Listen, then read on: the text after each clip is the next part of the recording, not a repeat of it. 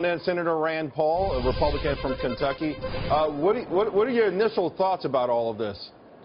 Well, I think the firing of Comey couldn't have come soon enough. I think all Americans thought he botched the Clinton email investigation. If you're a Democrat, you thought he did too much to insinuate that she was guilty.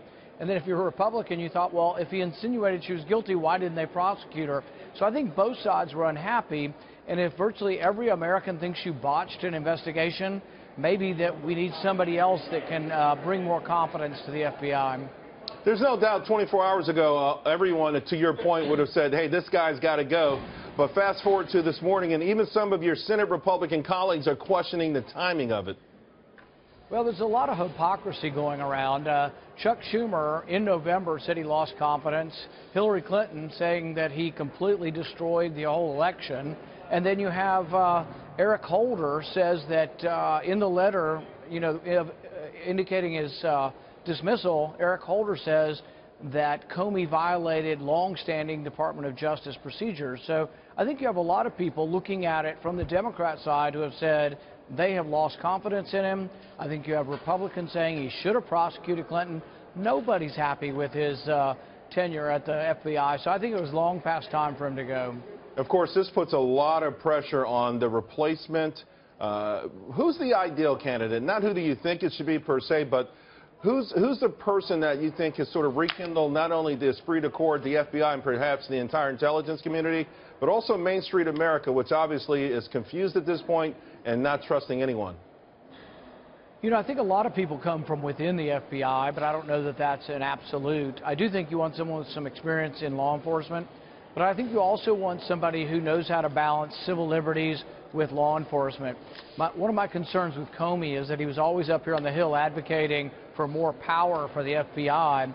And when I countered that and said, you know what, you could have done a better job investigating the killer in Orlando, the FBI heard about this killer weeks in advance and didn't do enough investigation. Comey would always respond and say, oh, we just need more power to tap more phones of everybody and we'll get enough information to stop this. And my point was they just need to do better police work. When someone tips them off, a gun store tipped them off about the Orlando killer and they did virtually zero to investigate it. Yeah, I think we've seen a similar threat there with a lot of these terrorists who were in the clutches of our law enforcement officials and then, somehow slipped through. But before you go, Senator, I do want to ask, you want the Intelligence Committee to disclose if the Obama administration was actually spying on you. What makes you think that you were possibly a target of President Obama's spying?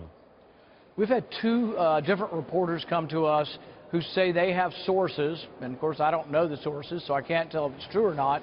But when I have two different reporters asking me, and telling me they have evidence that it happened, I have the ability to ask. And so I've asked the White House, and I've asked the House Intel Committee, and I've asked the Senate Intel Committee.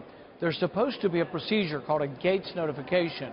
And if someone is listening to someone in Congress, in the executive branch, that has a potential great danger to disrupt the freedom of the legislative branch to criticize the executive branch. And if the intelligence community is being used for politics, that is a very, very serious crime because they have so much power to collect. I mean, they have power to collect information, invade your privacy, but also to destroy you. General Flynn, like him or not, agree or not, he was destroyed by an illegal listening, illegal surveillance of his phone conversation. If that's going to go on, can you imagine what would happen to an ordinary citizen if the government's able to listen in on them? Senator Rand Paul, that's why you've got so many fans from coast to coast, and we appreciate you taking out the time this morning.